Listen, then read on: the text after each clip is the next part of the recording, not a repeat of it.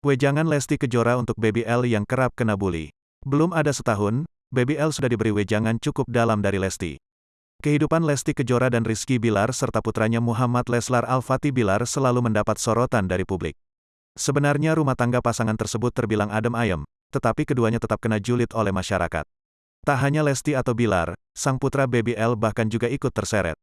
Karena hal tersebut, Lesti pun lantas memberikan wejangan pada Baby L jika kelak ia dijahati oleh orang-orang. Ia pun meminta Baby L untuk meredam amarah kala ada orang melukainya.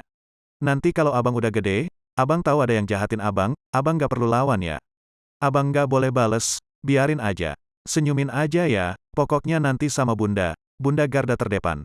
Abang nanti kalau udah gede jagain bunda ya. Pesan Lesti pada buah hatinya dilansir dari TikTok @itsmiara, Minggu, tanggal 24 April tahun 2022.